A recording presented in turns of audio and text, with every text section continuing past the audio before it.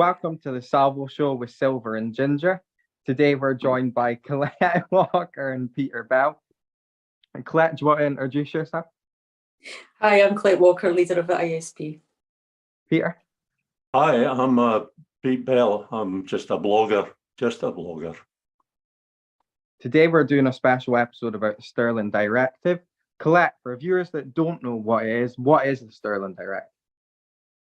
The Stirling Directive is it's been made up with 11 very passionate independent supporters who are now going down a very different route to trying to achieve independence, the constitutional route. So it's a completely different shift change from where we used to talk about independence. So there's 11 of us who it's completely non-partisan.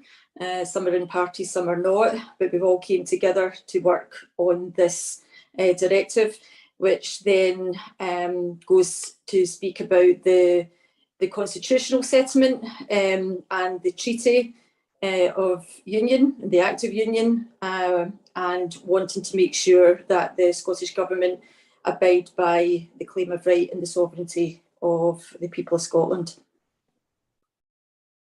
Do you have anything to add, Peter? I don't think so. I think that was quite comprehensive. So as long as we're clear that it's actually an instruction from the people to our government. And this is where there's the change. First of all, it doesn't focus on Westminster. It focuses on our government.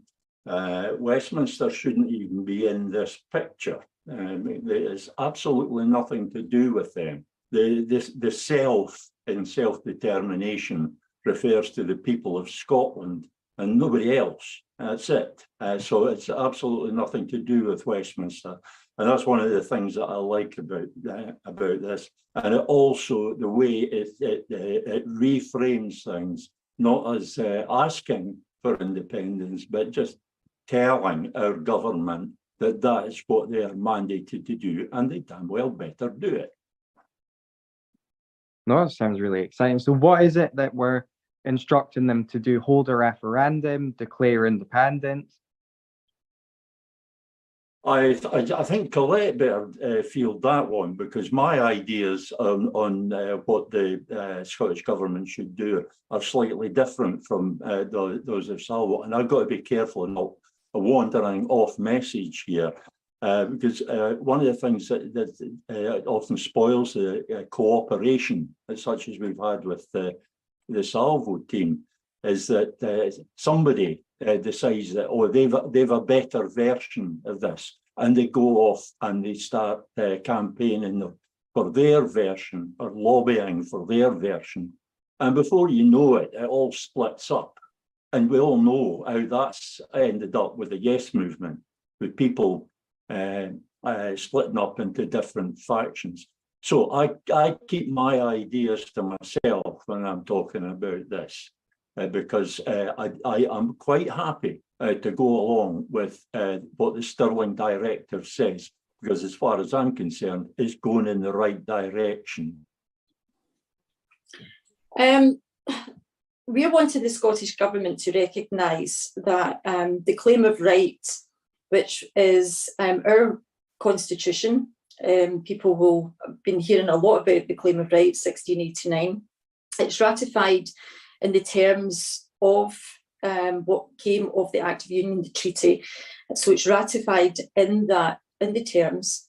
And actually we actually held the press conference and the launch of the Stirling Directive on the 22nd of July, which was a week ago last Saturday, because it was exactly 317 years to the day that the terms of the treaty were agreed. So we thought it was a very apt day to hold the Stirling Directive launch.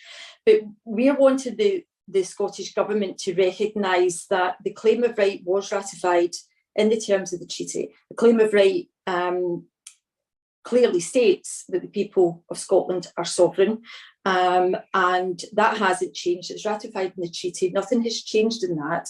So the terms of the treaty have been basically ignored and overstepped. And we want them then to tell Westminster that they've overstepped the mark regarding the treaty and the terms of the treaty because of the claim of right, our rightful constitution in Scotland. And then we are presenting the directive formally to the Scottish Government on the 18th of September.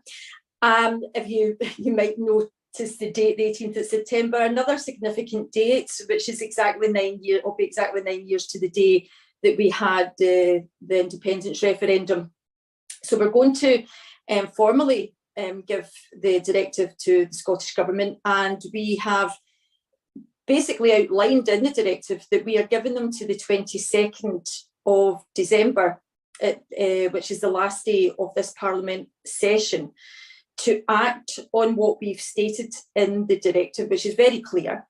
And then we wish them to go ahead by declaring a referendum, or we want them then to build a convention made up of representatives from all organisations, parties, etc., from Scotland to have representation for a Scottish constitution, to then put candidates forward in an election based on an independence vote.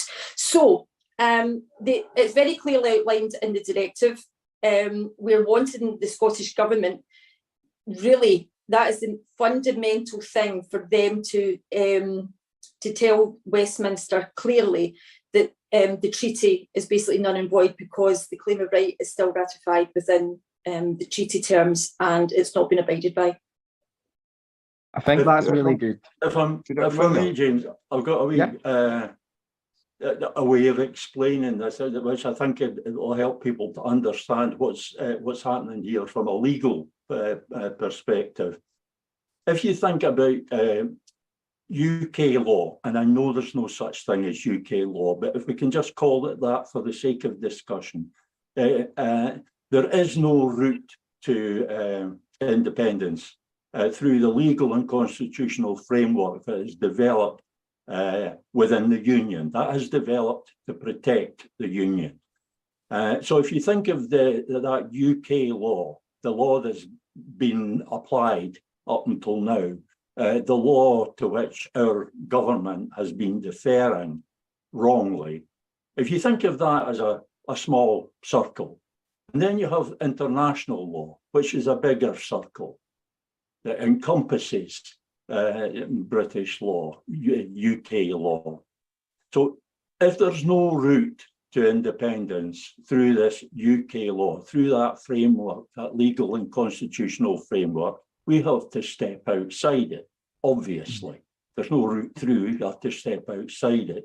So what we're doing is stepping into the space between that UK law and the boundaries of international law. We want to work within that space. I don't know if that explanation actually helps now, but there you go. It might help. Yeah, no, it definitely does. I think these are making really good points about the claim of right as well. I didn't know till recently. We've went from the question of, oh, what's the claim of right? What does it mean? You believe in unicorns, to the Dean of the Faculty of Advocates admitting himself that nobody has ever said that it's not still law. It is still law. Just what effects would it have in 2022? I think you were trying to speak there, Dave. I just wanted to clarify this. I hear you say you're going to present this to the Scottish Government on September 18th. Is it not to the Parliament? I'm just wanting to make sure that there is because at the end of the day, it's for what I gather that the Parliament have basically lost I've lost the case at the Supreme Court. It was the Scottish Government took it, but it was for the Parliament's right to actually hold it. And he says, no, the Parliament can't hold it because the Parliament is basically the executive arm of Westminster.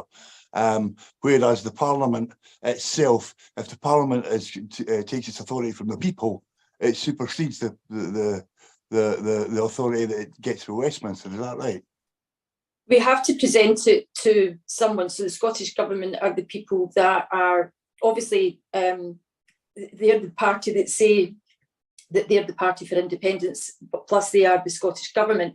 We have to present it to somebody. Do understand that our Scottish Parliament are also working under English Crown law as well. So we are like basically an annex of Westminster, but we have to formally give it to the Scottish Government because it's the Scottish Government then at the present moment are supposed to be working for our common good, which used to be the way that Scotland used to work before the treaty was done. It was the common good.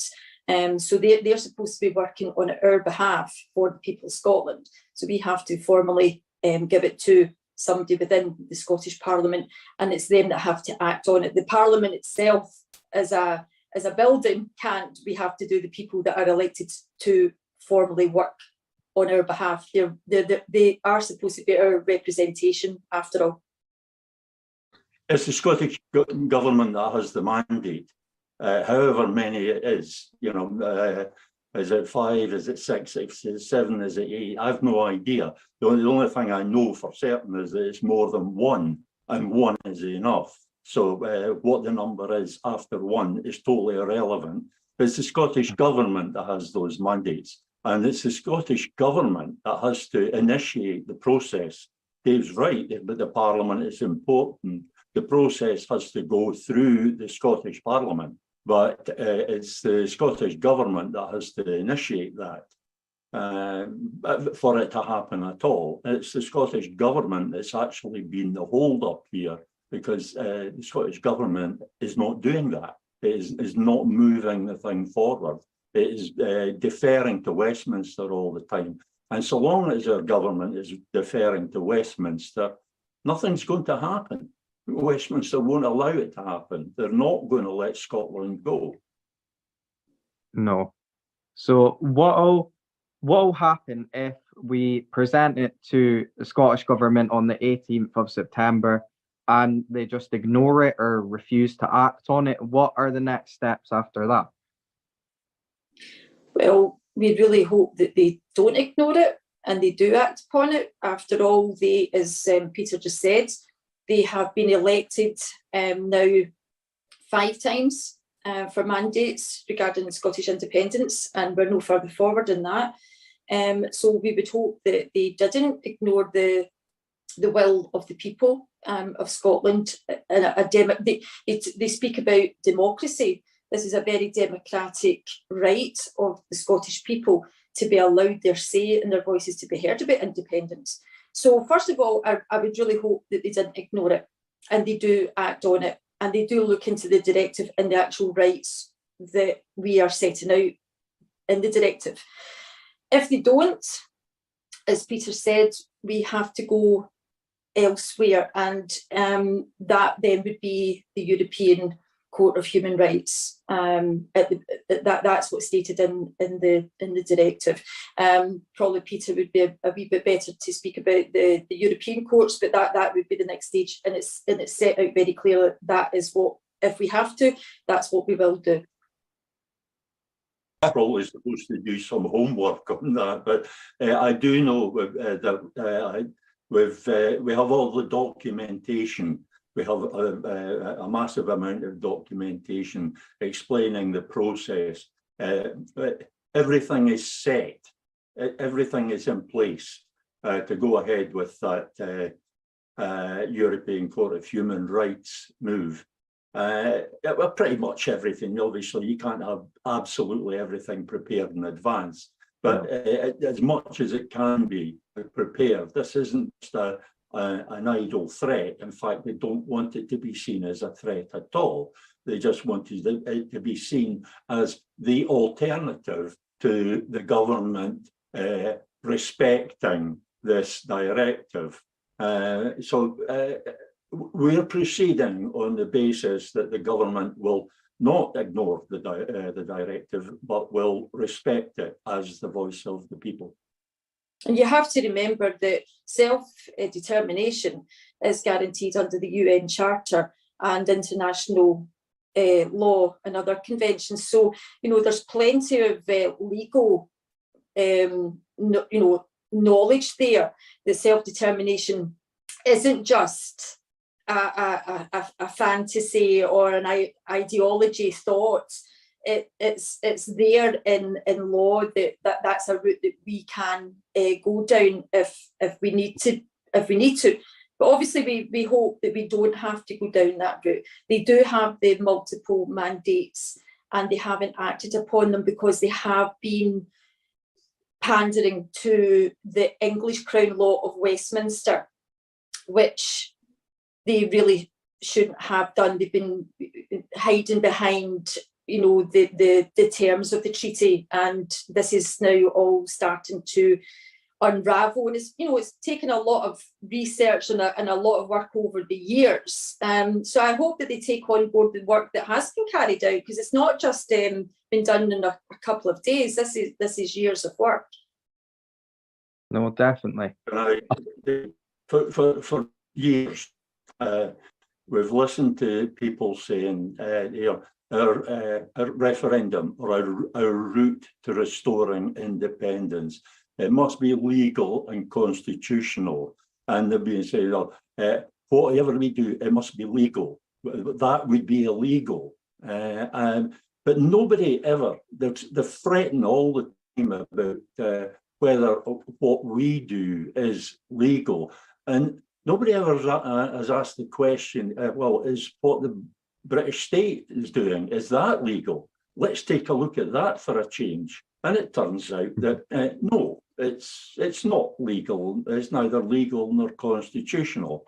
So if we are to have a legal and constitutional process, it has to be by way of Scots law and the Scottish Constitution, which is still in place.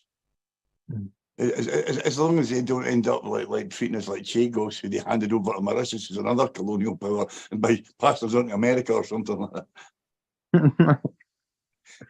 So, apart from the Scottish government, who else do we expect to support the directive? Not expect, but who are we hoping will support it? Everybody in Scotland. This isn't really about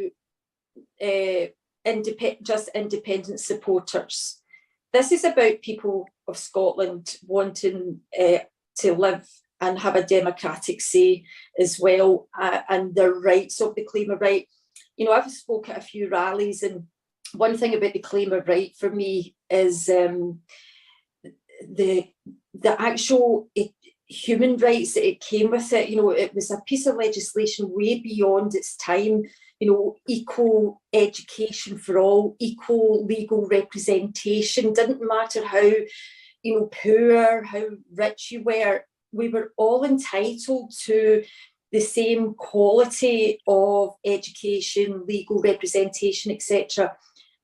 We were all equals in Scotland. And for me, as I've said this before, for me as a disabled person, equality and human rights is a passion of mine, but we should all be standing by what is rightfully ours and what we're rightfully entitled to. So we're really looking for people to read over the directive, see what we're setting out, and we're wanting all the different, going back to the communities. We hear Sarah talking about the communities that we used to have in Scotland. We've kind of went away from all that now. We want to bring the communities back. So what we're looking at is writing to, we've been drafting an email, and we're going to be sending it out very, very shortly to all the different groups, civic groups, organisations, and it could be anything from your local community council. It could be a bowling group that you're in. It could be a faith that you're in, a church group that you're in, whatever. bring all these people together, show them the directive and let them try, like, read it over, and they can affiliate with the Stirling Directive. You know, on Saturday, when we launched it last Saturday, I spoke again, as I said, about my disability and how the human rights side of the claim of right is really important to me, and I want to get Scotland back to that. And not long after the rally finished, I actually had a young man coming up to me, still at school, and he was quite open to say that he had a disability. This is them starting to feel part of this movement again. They're feeling represented, and this is what it's about. We are all one in Scotland, and we're wanting people to feel part of this movement now. It's not about politicians, it's not about a party, it's not about a particular person, it's about every single person in Scotland. And to actually have that young boy coming over to me and feeling part of this new directive, which is his future, that's massive. And that's just the start. That was our first day. So if we can start getting all the different groups and organisations just to affiliate, doesn't matter what the group is, how big or small, if they affiliate with it, perfect. We want this community feel of Scotland back again. Aye. What does affiliating actually mean? Did they sign up to agree with it, or to agree with the actual statement itself, or how does a group affiliate to the Stirling Directive? Well, we've drafted an email, and they'll get sent out, and there's instructions to go on the website and also to email us with their organisation details, and to say that they've agreed with what we've set out within the directive. We're going to send them, as Peter said, there's lots of documentation that we'll be sending out, so they're fully aware of everything. And if they're willing and wanting to, agree to come on board, then they just email us their information, and we keep that with us and keep a note of everybody that's affiliating with us. Don't know if you want anything else to say on that, Peter, because you were doing the part of the email. I'd only that there's a question of how individuals get involved, and you cover part of that. If everybody's a part of some group, they're a member of some club, they're a member of a trade union or whatever. So individuals can be active in promoting the Stirling Directive within these groups, whichever groups they're part of. The other way that individuals can support the directive is through social media, just by discussing it on social media, just by using the hashtag Stirling Directive. And also, of course, there's the old-fashioned way of writing letters to newspapers. That still works. There's a lot of people read the letters page in your local paper. And also for individuals, there is also the mass demonstrations. For instance, on the 18th of September, we are delivering this instruction, issuing this instruction, this directive to the Scottish Government. And we're not doing it on behalf of ourselves, our own little group. We are doing this on behalf of the people of Scotland. It's for something which is their right, their inalienable right. So what we'd really like is as many people as possible to turn up, so that when whoever comes out to receive the Stirling Directive, to take delivery of it, what they're going to see, hopefully, is thousands of people there saying, we back this, we are behind this.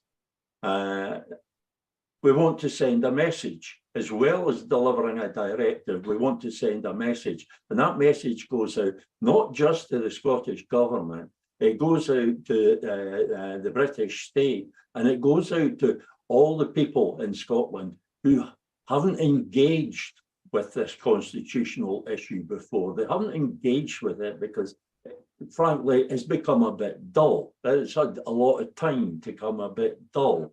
We need to engage these people again. And one of the ways that they'll become engaged is when they know that they are being denied something that is rightfully theirs. There is a basic injustice in the union.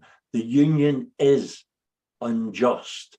It's all unjust. It was designed to be unjust because it was designed to ensure that England as Britain had a permanent and overwhelming advantage over Scotland. And that explains a lot of what has happened to Scotland over the past 300 years. The sheer weight of that advantage has been bearing down on us like an increasingly heavy load.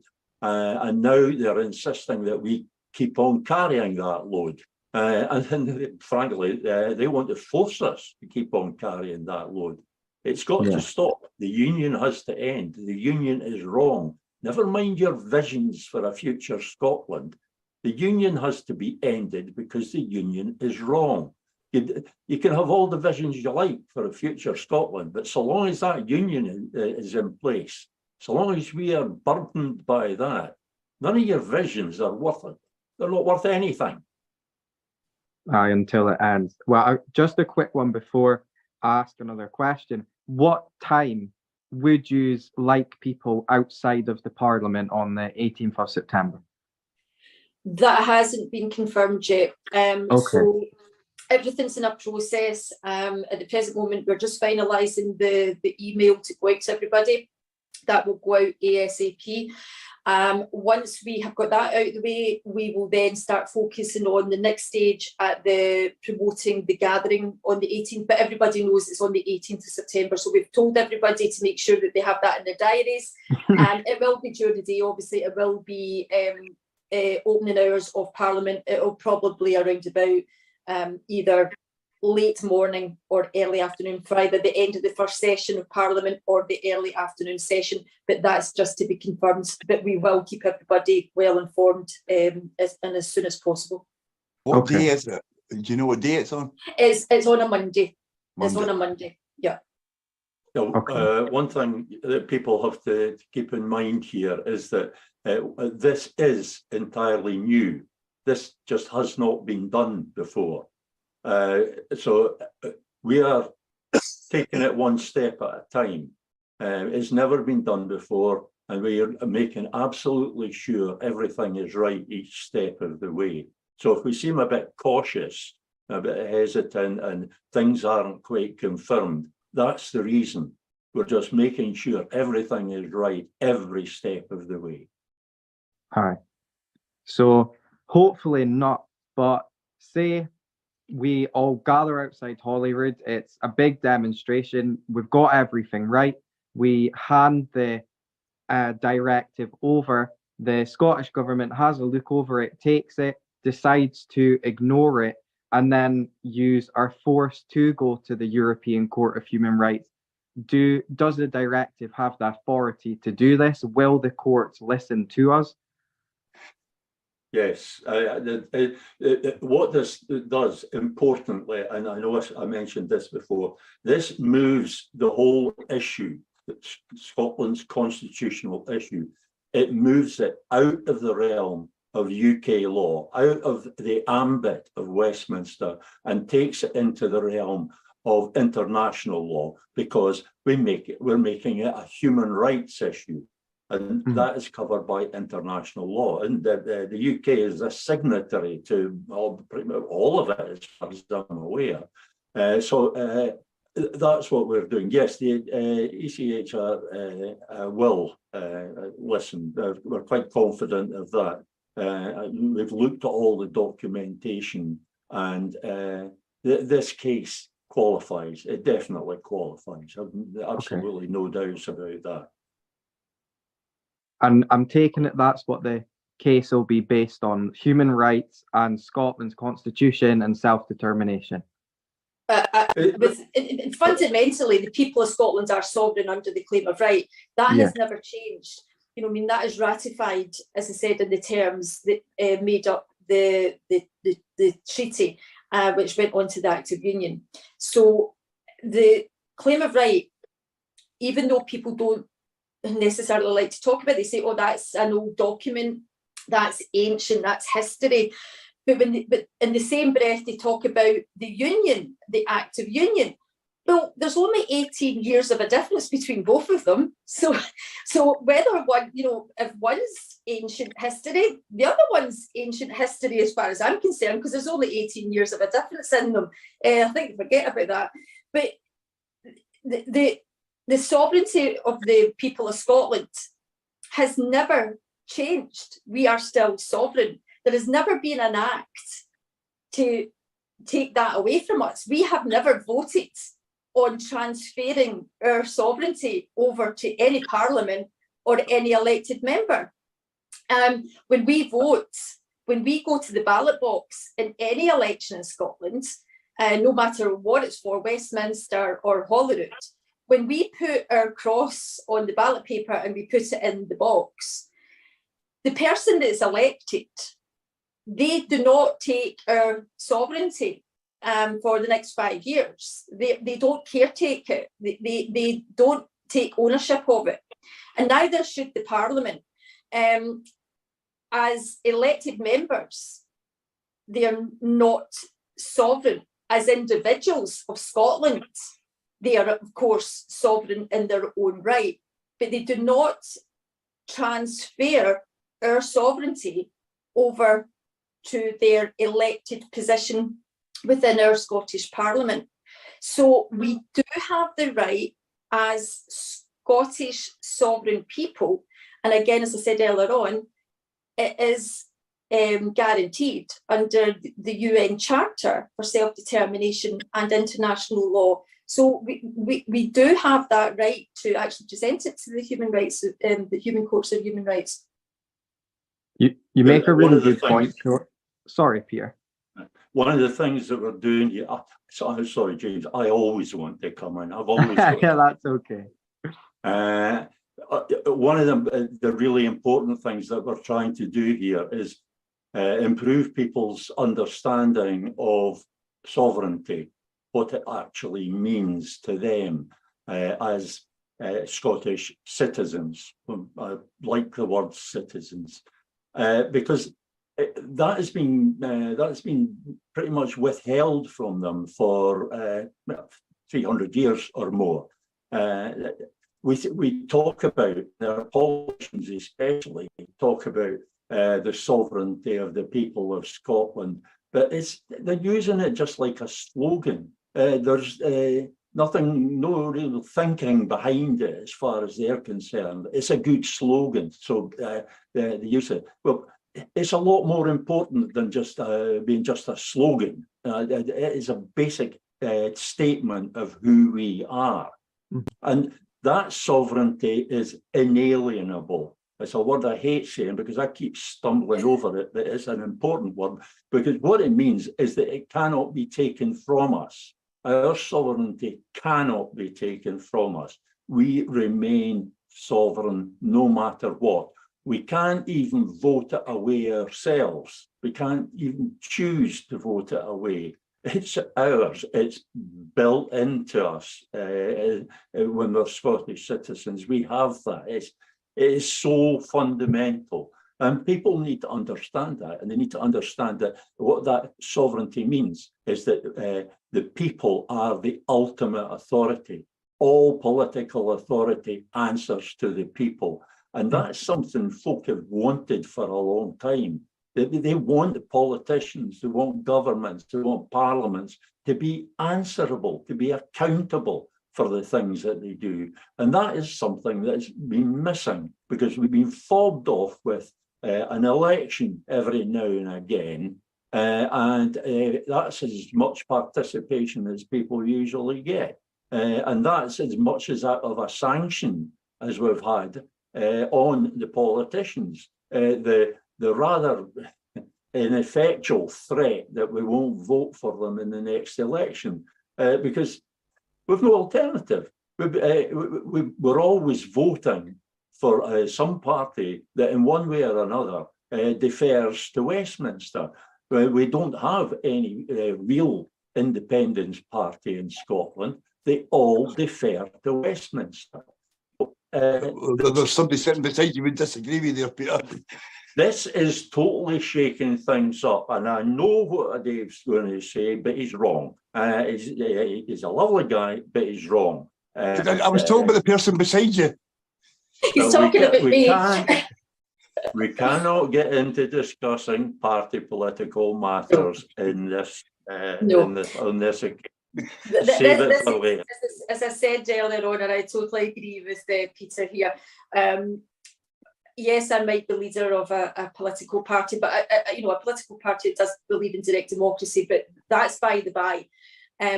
When we are working on the Stirling Directive, we are working totally non-partisan. We don't, if nobody had mentioned if they're in a party or not, I wouldn't know, and I don't want to know. We are working on this cause and this cause only. It's almost like I'm in quite a lot of cross-party groups within the Scottish Parliament. And again, you're working on one particular subject matter, and it's for the good of the subject matter and the people that it's going to hopefully help if you do the right thing by that particular subject matter. And this Stirling Directive is exactly the same. It's completely non-partisan. It's cross-party and none. And we really don't bring party politics at all into it. And I think this is what makes it so unique. And I think Peter will agree. It gives it a whole new feeling. There's a different dynamic feeling here about the directive. There was definitely a different feel to the press conference and especially the rally. There was a complete different atmosphere because there was no, elected members. It was just independent supporters who came together and put any political, views, etc., aside and worked together to produce this. And people felt that they were, as I said earlier on about that young man that came up to me, that they were being spoken to, not spoken at.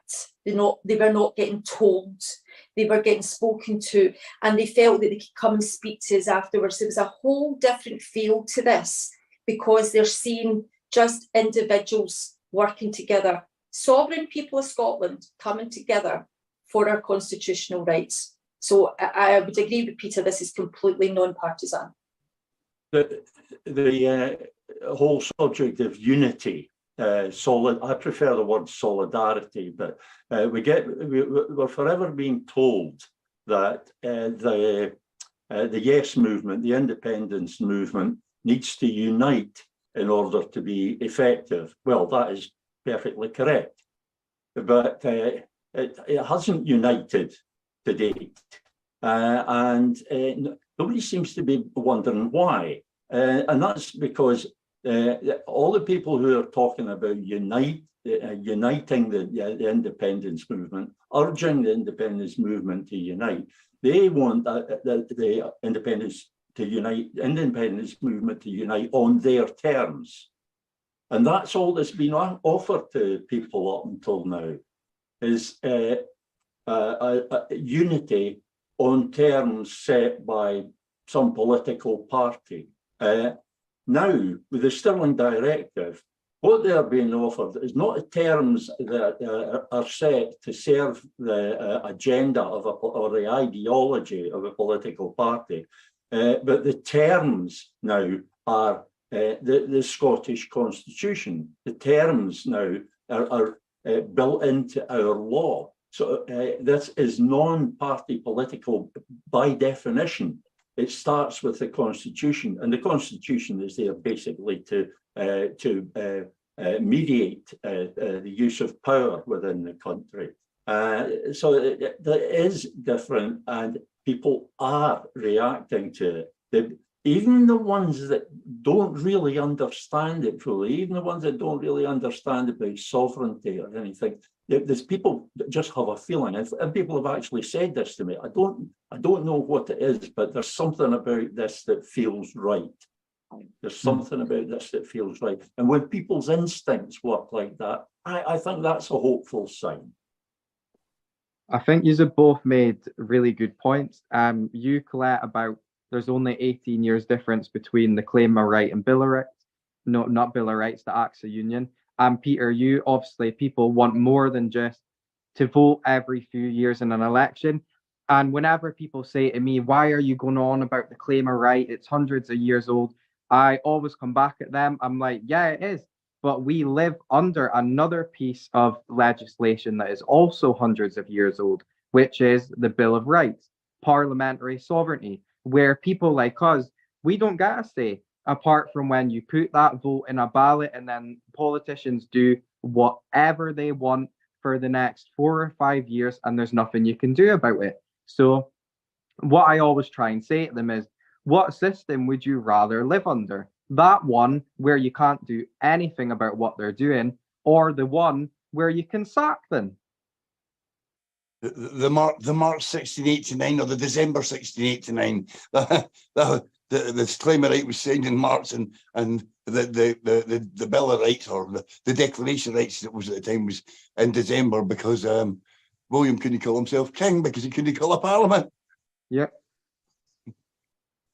There's so much history to, even leading up to the Claim of Right.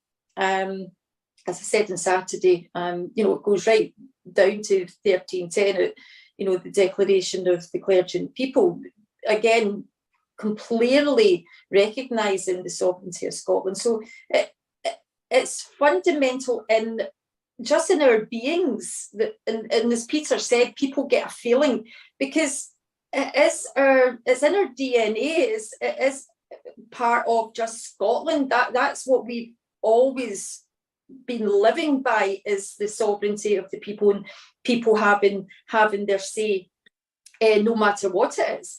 And again, I think people are, maybe a wee bit, well, how does that work? Well, you look at the way Switzerland uses the direct democracy. The people of Switzerland are sovereign, and it's not something that we are just thinking up.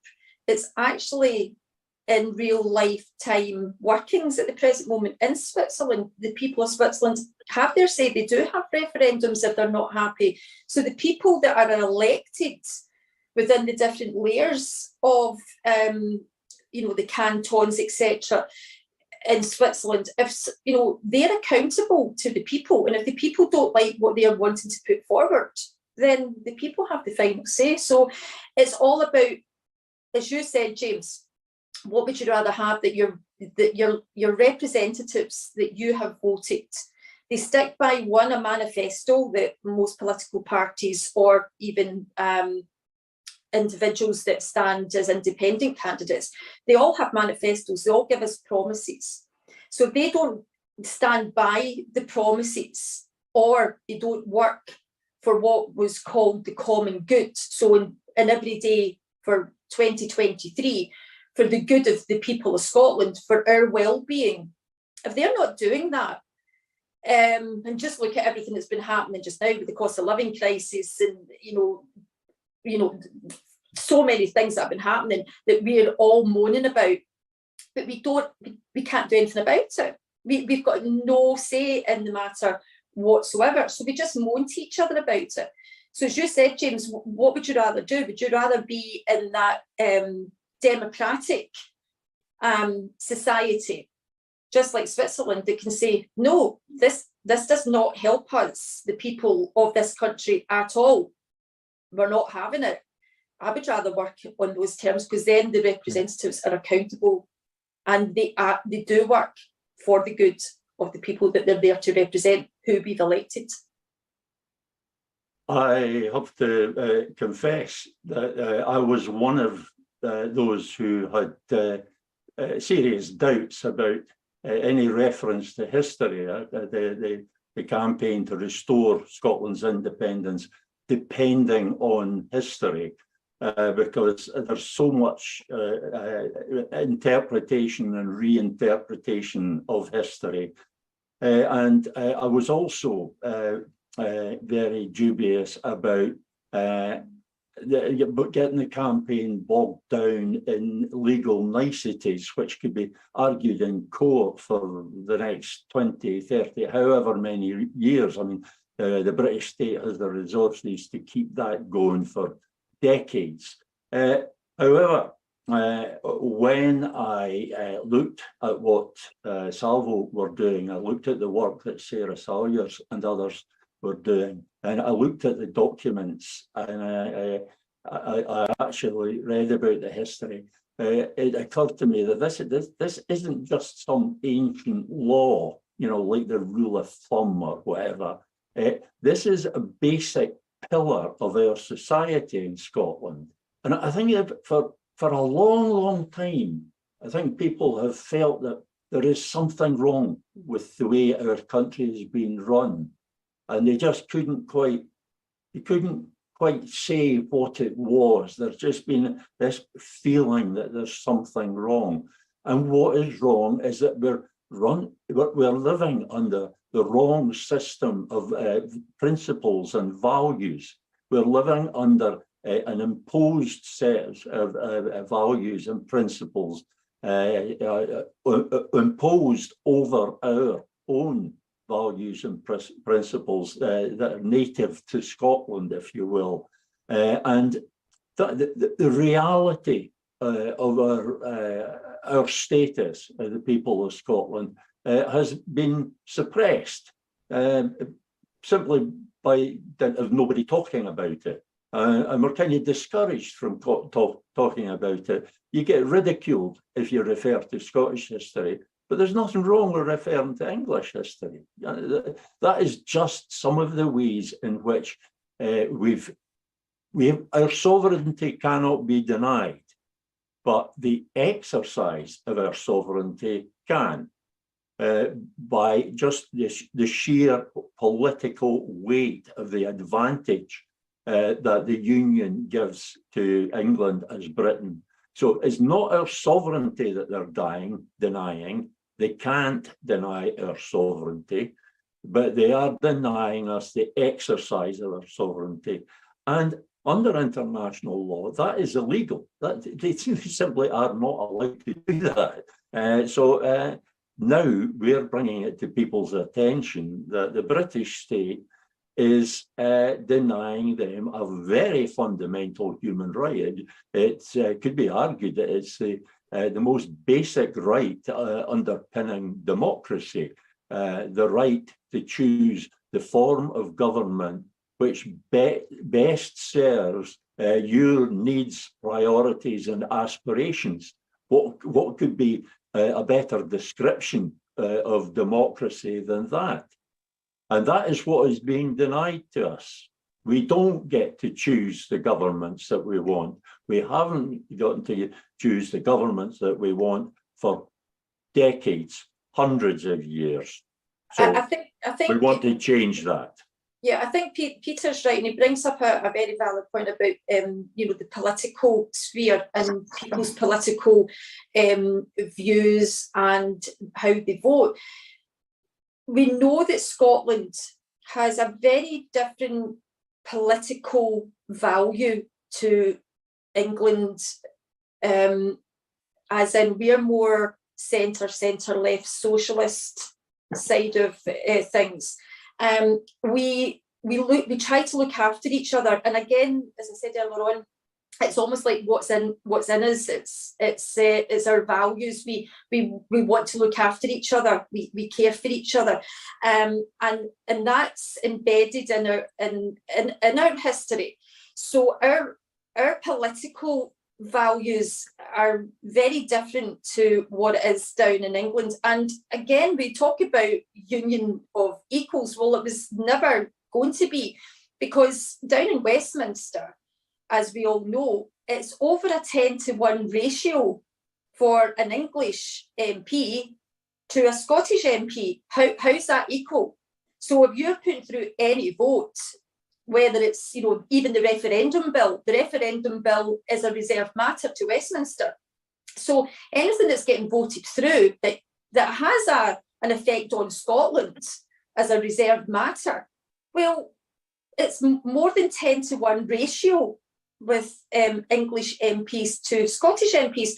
So how does that help us have a proper equal say on what should have been seemingly nations that were equal to each other? Because again, the treaty was about two nations coming together working politically as equals, but it's never been the case. And over a 10-to-1 ratio in Westminster, and it still is to this day, is certainly not equal at all, and we're never going to have our say. We're always going to be overruled. Mm-hmm. See, when Peter says there about the right to exercise the sovereignty being denied, I've got a perfect example of that.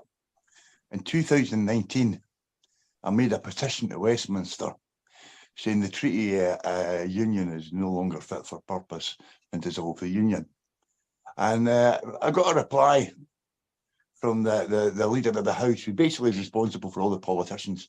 The leader of the House is responsible for defending the Constitution in the House, Parliament, and she's got a massive team of lawyers and civil servants that basically do all that for her.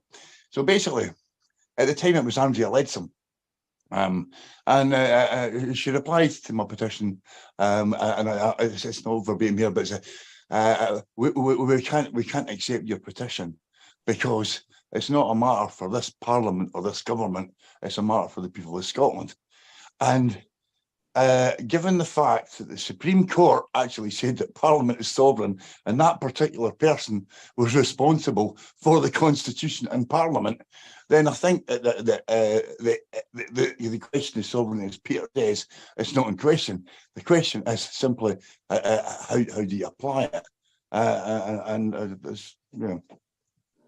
Well, the thing is, you can't apply it just now because even the Scottish Parliament are working under English Crown law. Just recently, when in May, we wanted to put a petition regarding the Stone of Destiny, and we had to do a couple of action points before they would consider the petition going up on the Scottish Parliament website to stop the Stone of Destiny go down to London. And we got people to write to their MSPs and their MPs, and then we proved that we'd done some action, and the reply that we got back from the Scottish Parliament was that they couldn't put the petition up, basically because seemingly the Stone of Destiny was owned by the monarch.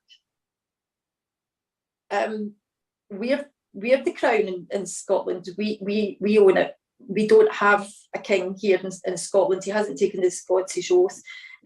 He's not king of Scotland. We own the Stone of Destiny. So when you're right here. Sorry, we seem to be getting a wee bit off topic. Yeah, here. I know, but that's what I'm saying. I just getting back to the Stirling Directive. I'm going to slightly disagree with what Colette said about different values. I don't think people's values differ very much. What is different is the political culture, and I think what makes that difference is the extent to which the basic values held by the people is reflected through their government. Now, here in Scotland, under Westminster, you never see that.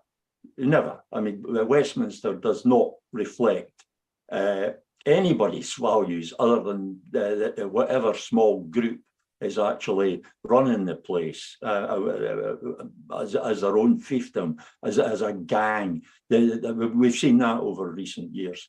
Here in Scotland, in the early years of the Parliament, arguably not so much lately, but in the early years of the Parliament, we got a wee taste of a government which truly reflected the values and the needs, priorities and aspirations of Scotland's people. We saw that what was voted for in elections, we actually saw that going through the Parliament and then coming back to us as a reality. We got that taster, and I think people liked it. That's gradually faded away. This is the way the British state works. If it finds something it doesn't like, it just quietly shoves it to the side. And that's what's happened. The early days when our Parliament and our government actually reflected our own values, that's perhaps gone now. And I think people would be quite keen to get back to that. And that's what, because it's those basic values. They don't differ. Everybody wants the same things. Everybody wants enough to eat and enough to clothe their kids and decent shelter. Yeah, everybody wants the same things. And everybody has a sense of fairness. You know, every normal person has a sense of fairness. We're born with that. It's ingrained into us. That's why children keep saying things are unfair. It's not just a whine. It's probably a statement of fact. If you just stop and think about the circumstances in which it's being said, you'll probably think to yourself, no, the kid's right enough. This is unfair. And people see that there's unfairness. There's a massive amount of unfairness. And we can call that injustice. But in people's minds, it's just basic unfairness, and that shouldn't be. And they just think, no, that shouldn't be.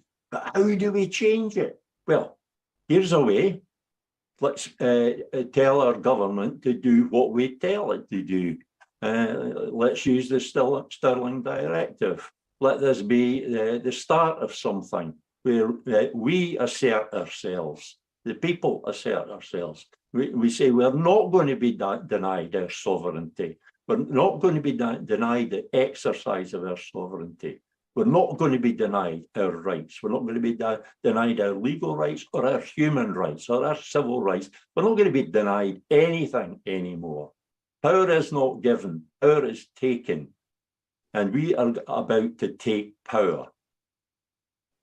Do you have any last comments that you think are important, or like any final rants that we can all feel inspired by?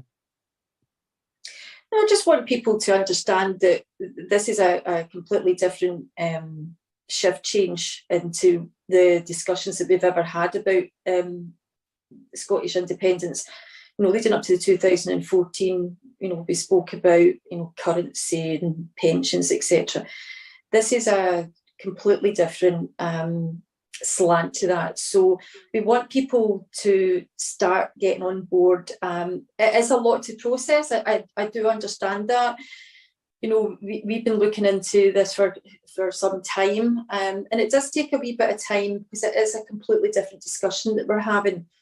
But, you know, if people are wanting any information, they can, you know, contact us on social media, etc. at the present moment. But, you know, if any of their groups or anybody gets a letter, as I say, read over the documentation. It's out there anyway for people to read. And we really want them to come on board. But I think also now, leading up to December, we are quite happy to even come along and speak to people if that, or even do Zoom calls like this, you know, do use technology, as Peter said, whether it's social media or doing Zoom meetings or whatever, to actually address any questions that people have, just so that they start to engage more with it and understand it a wee bit better. Because I do understand it's a lot to process, but it's something that is fundamentally theirs, and it's fundamentally the right thing for us now to do at this time. So just come on board. I don't finish by going back to the issue of unity. That is something that everybody understands, and I have explained why unity has not happened, why the solidarity has not transpired.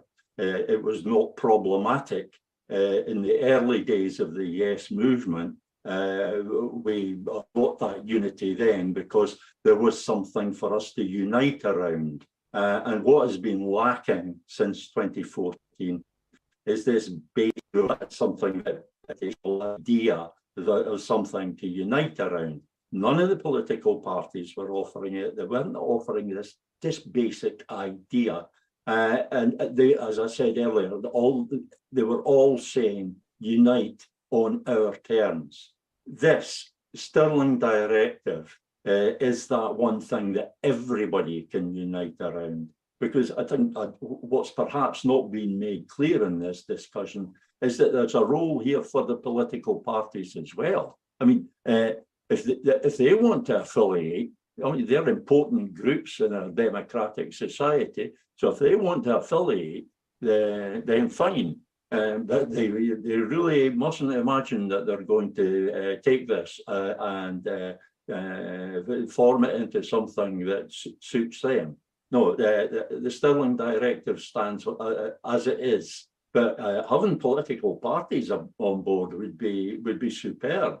But I would much rather speak to people and get the support of individuals, because it's the individuals that are important in this. Each individual person finding out about the Stirling Directive, talking about it to their friends, their family, and talking about it, especially in whatever groups or political parties, whatever branch they're in, taking it there and saying, we should unite behind this. And that then becomes the one point behind which everybody can unite. And Mike, we need that. We absolutely need that. No, 100%. No, thanks for coming on, guys. It's been a really good one. I would finish off just by telling people, if you want to read the Stirling Directive for yourself, all you need to do is head on to salvo.scot, and there's a banner for the Stirling Directive. All you need to do is click on it. And for me, this is my swan song, right? So I've been around in the forefront of this for a few years. I'm now going to have to take a wee back seat for a wee while, because I've got to I was going to have to. So I'm going to be leaving it in your capable hands, young James, to carry on with the next generation. Thanks for tuning in, guys. Thank you, guys. Have a good